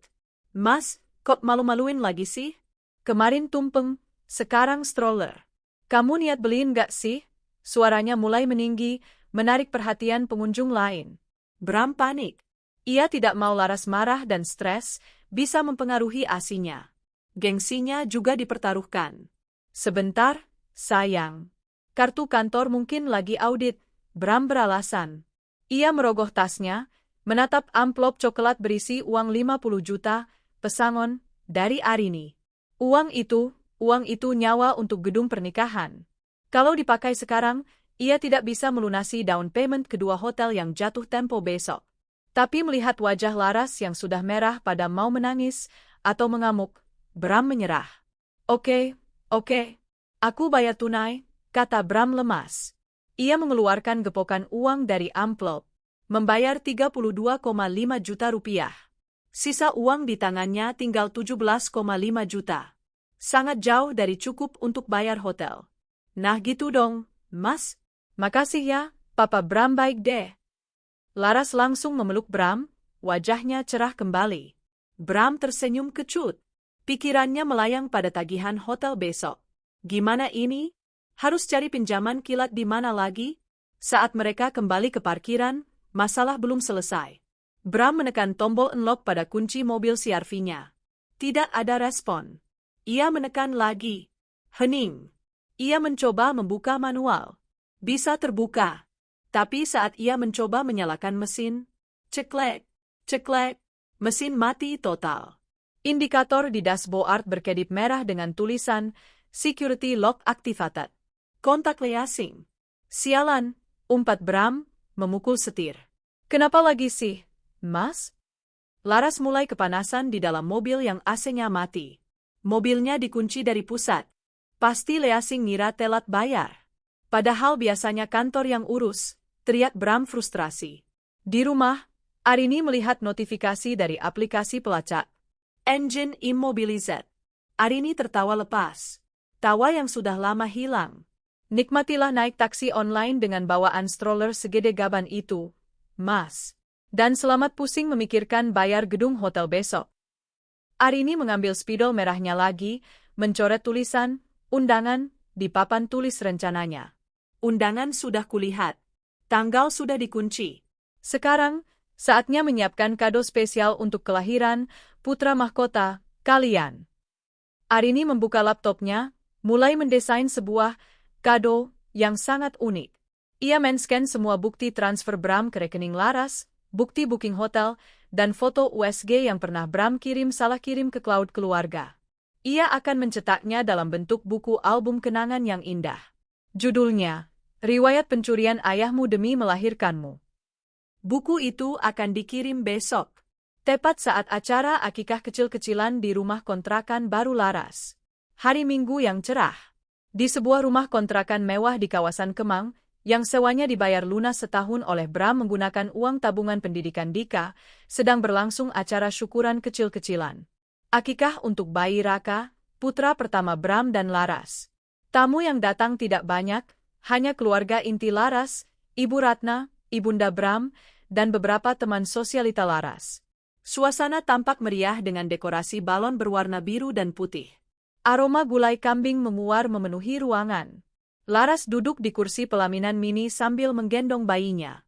Ia mengenakan gamis sutra berwarna dusty pink yang senada dengan kemeja Bram. Di leher Laras melingkar kalung emas baru, hadiah, permintaan maaf, dari Bram karena insiden kartu kredit yang ditolak kemarin. Bram terpaksa menjual jam tangan mewahnya di pasar Loa pagi-pagi buta demi membelikan kalung itu dan menutupi biaya catering hari ini. Duh, cucu eyang ganteng banget, puji Ibu Ratna sambil mencubit pipi bayi Raka. Mirip banget sama Bram waktu kecil. Nggak kayak si Dika yang kurus kering itu. Bram tersenyum kecut mendengar nama Dika disebut. Hatinya tidak tenang. Sejak pagi, ponselnya terus bergetar. Pihak hotel tempat resepsi pernikahan mereka menelepon terus-menerus menagih pelunasan down payment kedua sebesar 75 juta rupiah yang jatuh tempo hari ini. Uang di tangan Bram tinggal sisa recehan. Mas, kamu kenapa sih? Keringetan terus, bisik Laras, menyenggol lengan Bram. Senyum dong, itu temenku lagi videoin buat story Instagram. Bram memaksakan senyum kaku ke arah kamera ponsel teman Laras. Iya, seneng banget hari ini. Tiba-tiba, bel rumah berbunyi. Permisi, paket VIP, teriak seorang kurir berseragam rapi. Mata Laras berbinar. Wah, pasti kado dari teman-teman Mas Bram yang pejabat itu ya? Bram mengernyit. Ia tidak memberitahu teman-teman kantornya tentang acara ini. Siapa yang kirim? Seorang pelayan membawa masuk sebuah kotak besar berwarna hitam glossy dengan pita merah darah yang elegan. Kotak itu terlihat sangat mahal dan berat. Buat siapa, Mas? Tanya Paman Rusdi yang sedang asyik makan sate. Tertulis di sini, untuk Larasati Bramantio. Dari Secret Admirer, baca Bram. Perasaannya mendadak tidak enak. Buka dong, Ras.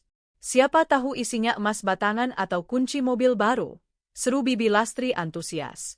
Keluarga itu memang mata duitan, pikir Bram.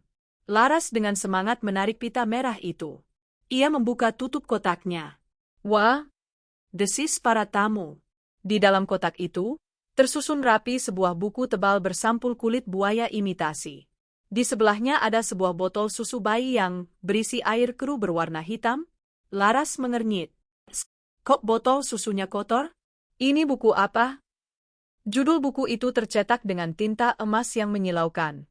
The Sins of the Father, Riwayat Pencurian Ayahmu Demi Melahirkanmu. Jantung Bram berhenti berdetak. Ia mengenali jenis font itu.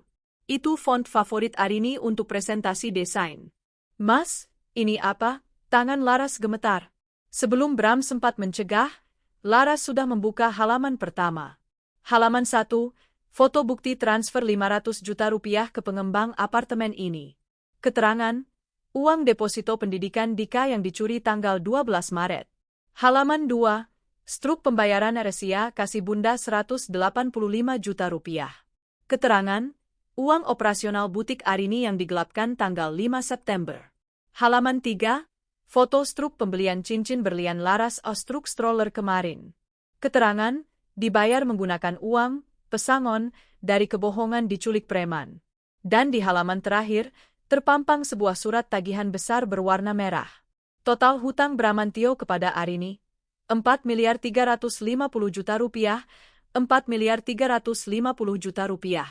Jatuh tempo, segera, atau aset akan disita. Laras menjerit histeris, melempar buku itu ke lantai. Ruangan menjadi hening. Musik lulabi yang diputar di latar belakang terdengar ironis. Ibu Ratna memungut buku itu dengan tangan gemetar. Wajah tuanya memucat saat melihat rincian angka-angka di sana. Bram? Suara Ibu Ratna bergetar. Ini benar? Kamu pakai uang Arini buat semua ini? Kamu bilang ini uang hasil investasi saham kamu. Paman Rusdi ikut nimbrung, wajahnya merah padam. Jadi apartemen ini, mobil yang kita pakai, itu uang curian? Bram, kamu nipu kami. Bram merasa disudutkan. Keringat dingin mengucur deras di pelipisnya. Ia melihat tatapan jijik dari teman-teman Laras yang mulai berbisik-bisik dan merekam kejadian itu diam-diam. Enggak, itu bohong, sangkal Bram panik. Itu pasti kerjaan orang iseng. Arini itu cuma cemburu. Dia memalsukan data. Memalsukan gimana? Teriak Laras sambil menangis. Ini ada bukti transfer dari rekening dia ke rekening kamu, Mas. Tanggalnya jelas. Jamnya jelas. Bayi Raka mulai menangis kencang, merasakan ketegangan ibunya. Bram berusaha memeluk Laras, tapi Laras menepisnya kasar. Jangan sentuh aku.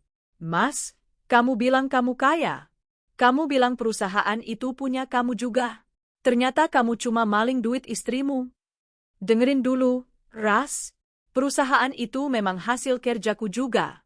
Wajar dong aku ambil bagianku, bela Bram dengan logika yang kacau. Ting! Ponsel Bram dan Laras berbunyi bersamaan.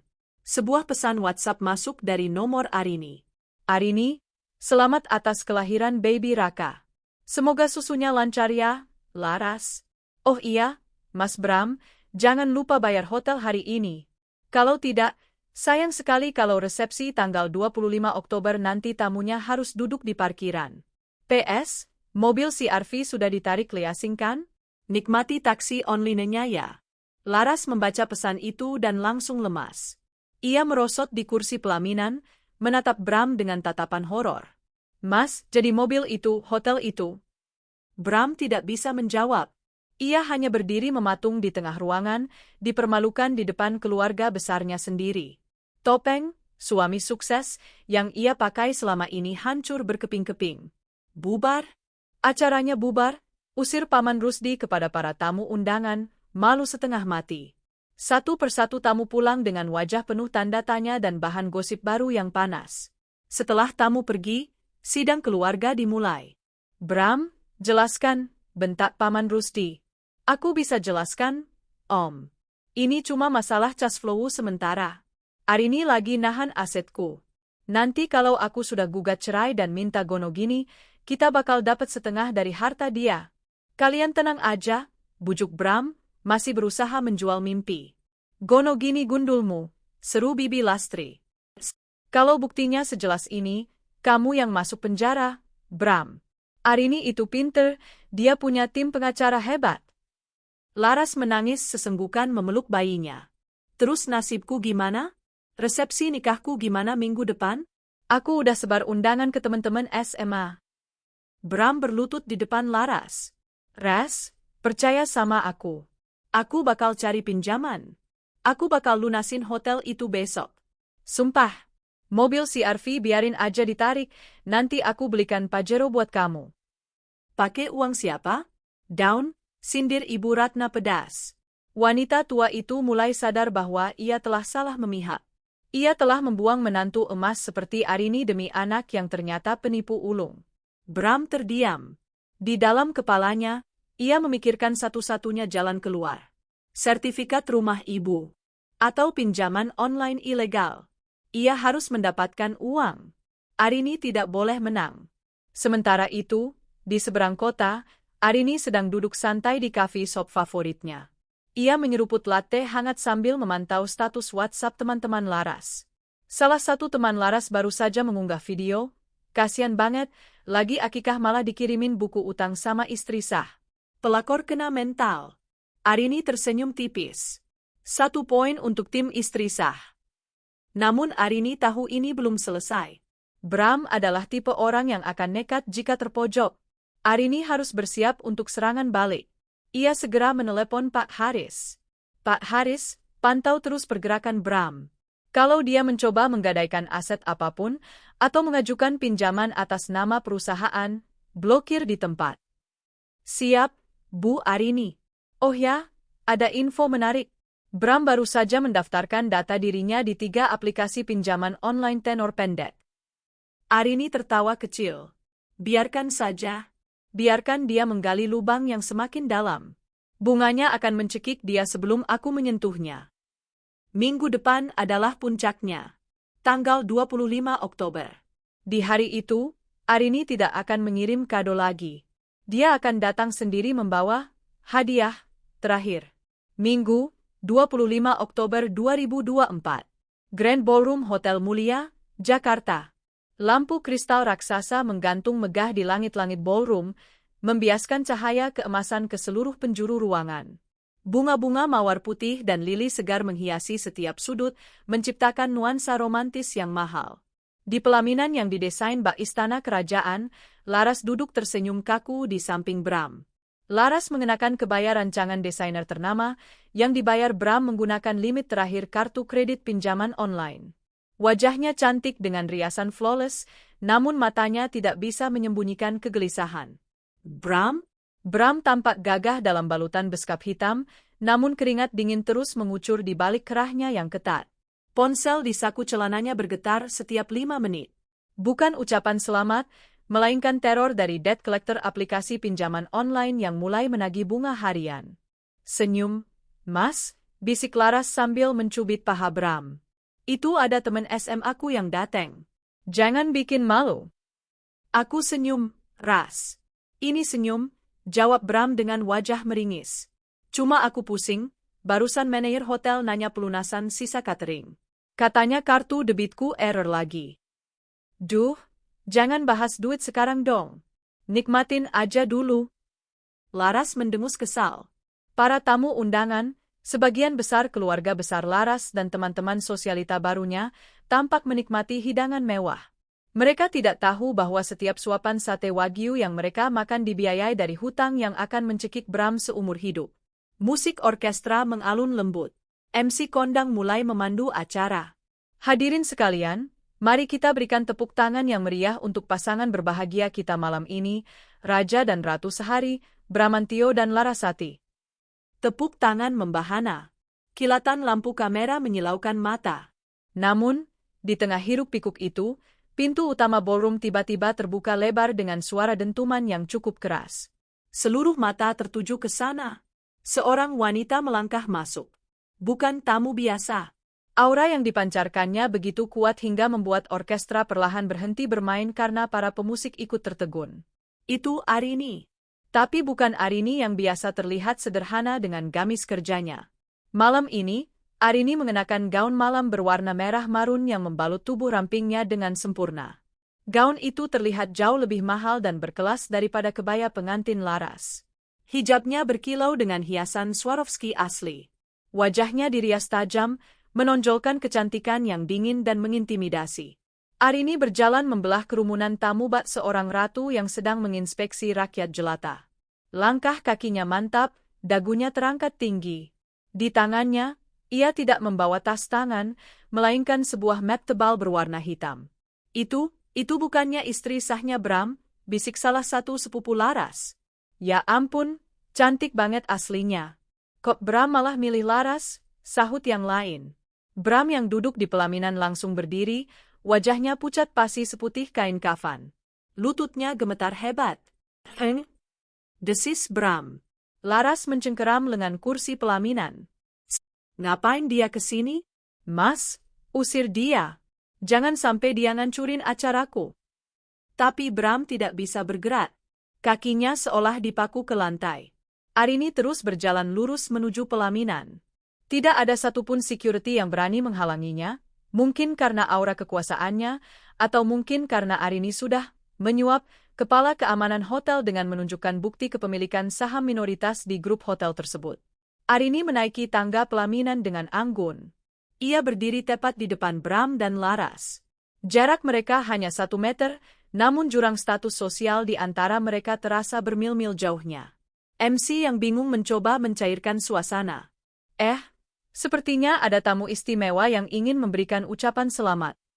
Arini tersenyum. Senyum yang membuat bulu kuduk Bram meremang. Ia mengambil alih mikrofon dari tangan MC yang berdiri di samping pelaminan. Selamat malam semuanya, Suara Arini bergema, jernih dan tenang di seluruh ballroom. Hening. Tidak ada denting sendok garpu. Semua orang menahan napas. Maaf saya datang terlambat dan tidak diundang, lanjut Arini, matanya menatap tajam ke arah Ibu Ratna dan Paman Rusdi yang duduk di barisan depan keluarga. Mereka semua menunduk, tidak berani menatap mata Arini. Tapi sebagai istri sah Bramantio, setidaknya secara hukum negara sampai detik ini, saya merasa wajib memberikan kado perpisahan untuk suami saya dan adik sepupu tersayang saya, Laras. Arini menoleh ke arah Laras yang gemetar. Laras, kamu cantik sekali malam ini. Gaun itu harganya 25 juta, kan? Sayang sekali, uangnya diambil dari tabungan operasi anakku, Dika. Gumam kaget terdengar dari para tamu. Hah? Uang operasi anak? Arini beralih menatap Bram. Dan kamu, Mas Bram, pesta ini luar biasa. 25 Oktober. Tanggal yang sama saat kita menikah 8 tahun lalu. Romantis sekali kamu memilih tanggal ini untuk mengkhianatiku. Rin, cukup Rin, kita bicara di rumah. Mohon Bram dengan suara parau, air mata ketakutan mulai menggenang. Rumah? Arini tertawa kecil. Rumah yang mana, Mas? Rumah kita? Atau apartemen mewah di Kemang yang kamu janjikan untuk Laras? Arini mengangkat map hitam di tangannya tinggi-tinggi. Hadirin sekalian, saya kesini bukan untuk mengamuk. Saya wanita berpendidikan. Saya hanya ingin menyerahkan surat cinta terakhir. Arini melempar map itu ke pangkuan Bram. Map itu terbuka, isinya berhamburan keluar. Itu adalah surat penyitaan aset, kata Arini lantang. Apartemen Kemang yang kalian banggakan itu? DP-nya sudah saya tarik kembali karena terbukti menggunakan dana penggelapan perusahaan. Pengembang sudah membatalkan unitnya pagi ini. Wajah Laras berubah biru. Apa? Dan mobil Pajero Sport yang baru kamu pamerkan di parkiran depan tadi, lanjut Arini kejam. Itu mobil sewaan, kan Mas? Sayangnya, Leasing baru saja menariknya 5 menit yang lalu karena kamu menunggak pembayaran sewa pakai KTP palsu. Bram jatuh terduduk di kursi pelaminan. Tamat sudah. Dan satu lagi, Arini menunjuk ke arah pintu masuk. Di luar sana, ada 2 orang petugas kepolisian yang menunggu Mas Bram turun dari panggung. Saya sudah melaporkan penggelapan dana perusahaan sebesar 4,5 miliar rupiah dengan bukti lengkap hasil audit forensik. Suasana ballroom pecah menjadi kekacauan. Ibu Ratna pingsan di tempat duduknya. Paman Rusdi mencoba kabur lewat pintu samping tapi ditahan oleh security. Arini mendekatkan wajahnya ke telinga Bram yang sudah tidak berdaya.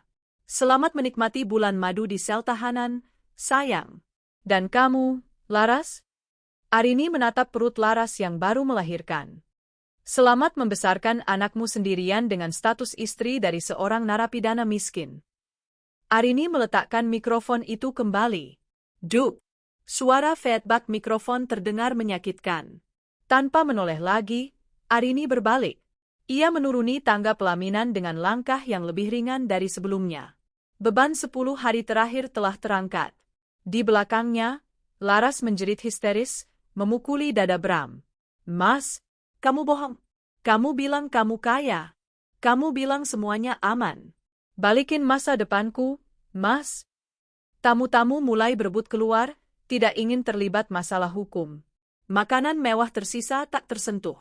Dekorasi bunga mawar putih seolah layu seketika menyaksikan tragedi itu. Arini berjalan keluar hotel. Udara malam Jakarta terasa begitu segar. Di lobi, ia berpapasan dengan polisi yang hendak masuk menjemput Bram. Arini mengangguk sopan pada mereka. Silakan, Pak. Orangnya ada di pelaminan. Sedang menangis. Arini masuk ke mobil Alphard jemputannya, mobil barunya sendiri yang dibeli dengan hasil kerja kerasnya yang murni. Ia mengeluarkan ponsel, menelepon rumah. Halo, Mbak Tiara? Dika sudah tidur? Oke, saya pulang sekarang. Bilang sama Dika, besok kita liburan ke Disneyland. Mama punya banyak uang sisa, pesta, yang batal. Arini menyandarkan kepalanya di jok mobil. Satu tetes air mata terakhir jatuh di pipinya. Bukan air mata sedih, tapi air mata pelepasan. Ia telah membakar habis hutan yang penuh parasit itu, dan kini saatnya menanam benih baru di tanah yang bersih. Di dalam ballroom, pesta pernikahan itu telah berubah menjadi neraka dunia bagi Bram dan Laras. Tok, tok, tok. Suara palu hakim yang diketuk 3 kali menggema di ruang sidang Pengadilan Agama Jakarta Selatan.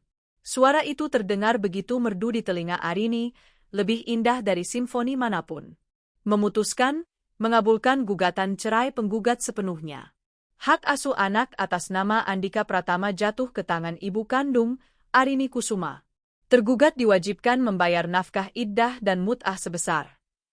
Hakim terus membacakan putusan, namun Bram sudah tidak mendengarnya lagi. Ia duduk tertunduk di kursi pesakitan, mengenakan rompi tahanan berwarna oranye. Wajahnya yang dulu klimis kini ditumbuhi brewok kasar. Matanya cekung, dikelilingi lingkaran hitam yang dalam. Ia bukan hanya kehilangan istri dan anak. Ia kehilangan kebebasannya. Kasus penggelapan dana perusahaan yang dilaporkan Arini terbukti kuat di pengadilan pidana, dan kini vonis penjara 4 tahun sudah menantinya. Saat sidang ditutup, Arini berdiri dengan anggun. Ia merapikan blazernya, lalu berjalan menuju pintu keluar tanpa menoleh sedikit pun pada mantan suaminya. "Rin, Arini," teriak Bram Parau, mencoba bangkit namun ditahan oleh petugas. "Tolong aku, Rin. Cabut laporannya.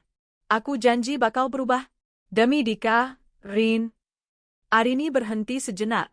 Ia berbalik perlahan, menatap Bram dengan tatapan datar. Tidak ada lagi cinta, tidak ada lagi benci. Hanya rasa kasihan seperti melihat orang asing yang malang. "Demi Dika," ulang Arini pelan. "Justru demi Dika, aku melakukan ini, Bram. Aku tidak mau dia tumbuh besar melihat ayahnya yang seorang pencuri dan pengkhianat. Nikmatilah waktu istirahatmu di dalam sana. Kamu tidak perlu pusing mikirin cicilan Laras lagi, kan?" Arini tersenyum tipis, lalu melanjutkan langkahnya keluar ruangan, meninggalkan Bram yang meraung-raung memanggil namanya. Sementara itu, di sebuah rumah petak sempit di pinggiran Jakarta yang kumuh, tangis bayi Raka memecah keheningan siang yang panas. Kipas angin tua berdecit-decit, tak mampu mengusir hawa gerah yang menyesakkan. Laras duduk di lantai beralaskan tikar tipis, mengaduk-aduk kaleng susu yang sudah kosong. "Habis lag," gumamnya frustrasi. "Pakai apa aku beli susu? Uang sisa jualan cincin kawin kemarin udah habis buat bayar kontrakan." "Laras," teriak Bibi Lastri dari dapur yang menyatu dengan ruang tamu. "Anakmu nangis terus tuh. Berisik. Ibu mau tidur siang aja susah." Laras menatap ibunya dengan nanar. Ibunya, yang dulu memuja-muja Bram saat Bram masih terlihat kaya, kini menjadi orang pertama yang mencaci makinya setiap hari. Paman Rusdi sudah kabur entah kemana karena dikejar debt collector pinjaman online yang ternyata menggunakan datanya sebagai penjamin hutang Bram. "Bu, minta uang dong buat beli susu Raka," pinta Laras memelas. "Uang? Uang dari mana?" bentak Bibi Lastri. "Gara-gara kamu dan suamimu yang bodoh itu, kita diusir dari rumah lama. Semua barang disita. Coba dulu kamu nggak gatel godain suami sepupumu, hidup kita masih enak dibayarin Arini." Kata-kata itu menampar Laras. Penyesalan itu datang terlambat, tapi menghantamnya bertubi-tubi setiap detik. Dulu ia punya segalanya. Kuliah dibiayai, baju bagus, makan enak, masa depan cerah. Arini memberikannya semua itu dengan tulus. Tapi keserakahan membuatnya buta. Ia menginginkan apa yang dimiliki Arini, dan sekarang, ia kehilangan segalanya. Laras menatap layar ponselnya yang retak. Di Instagram, ia melihat postingan terbaru Arini. Foto Arini dan Dika sedang tertawa lepas di depan kastil Disneyland Tokyo. Wajah mereka bersinar, bahagia, dan sehat. Dika memegang boneka robot besar, dan Arini mengenakan mantel musim dingin yang elegan. Caption, "Bahagia itu sederhana. Cukup bersama orang-orang yang tulus mencintaimu, tanpa drama, tanpa dusta. Goodbye masa lalu, hello masa depan." Laras menangis. Ia menekan tombol like dengan tangan gemetar, lalu memblokir akun Arini. Ia tidak sanggup melihat kebahagiaan itu. Kebahagiaan yang seharusnya bisa ia nikmati juga sebagai adik, jika saja ia tidak memilih menjadi musuh. Tiba-tiba pintu kontrakan digedor keras. Bayar hutang. Kelor. Suara debt collector. Laras memeluk bayinya erat-erat, meringkuk di sudut ruangan. Istana pasir yang ia bangun dengan air mata kakaknya kini telah runtuh, menimbunnya dalam penderitaan yang tak berujung. 6 bulan kemudian, Arini duduk di ruang kerjanya yang baru, yang jauh lebih besar dan nyaman. Bisnis desain interiornya semakin meroket setelah ia memegang kendali penuh tanpa campur tangan Bram. Klien-klien besar berdatangan, terkesan dengan ketegaran dan profesionalismenya. Bu Arini, ada kiriman surat dari lembaga pemasyarakatan, kata sekretarisnya, meletakkan sebuah amplop lusuh di meja. Arini menatap amplop itu. Tulisan tangan Bram. Ia tidak membukanya. Ia tidak ingin tahu apakah isinya permohonan maaf, permintaan uang, atau sekadar curahan hati. Baginya, bab buku itu sudah selesai. Tidak perlu dibaca ulang. Arini mengambil amplop itu, lalu menjatuhkannya ke dalam mesin penghancur kertas di samping mejanya. Kreret! Suara kertas yang hancur menjadi serpihan kecil terdengar melegakan. Pintu ruangan terbuka. Dika berlari masuk, mengenakan seragam sekolah barunya. Wajahnya gemuk dan pipinya merah merona, tanda kesehatan yang pulih total. Dika, anak ganteng mama sudah pulang, sambut Arini, merentangkan tangan. Dika melompat ke pelukan ibunya. Tadi Dika dapat nilai 100 ulangan matematika. Wah, hebat. Mau hadiah apa? Nggak mau apa-apa, Dika cuma mau makan es krim sama mama berdua, jawab Dika polos. Arini tersenyum, matanya berkaca-kaca karena haru. Tuhan mengambil satu pengkhianat dari hidupnya, tapi menggantinya dengan kebahagiaan yang jauh lebih besar. Dika adalah hartanya yang sesungguhnya. Harta yang tidak akan pernah bisa dicuri oleh siapapun. Ayo, kita beli es krim yang paling besar, kata Arini sambil menggandeng tangan putranya. Mereka berjalan keluar kantor, menyongsong matahari sore yang hangat. Arini tidak pernah menoleh ke belakang lagi. Ia tahu, di belakang sana hanya ada puing-puing masa lalu yang sudah tak berarti. Bram dan Laras mungkin masih ada di suatu tempat, bergumul dengan lumpur yang mereka ciptakan sendiri. Tapi Arini sedang berjalan di atas jalanan berbunga yang ia tanam dengan ketabahan dan keberanian. Balas dendam terbaik bukanlah menghancurkan musuh dengan tangan sendiri, melainkan menjadi begitu bahagia dan sukses hingga keberadaan musuh tidak lagi relevan. Dan hari ini, Arini telah memenangkan segalanya.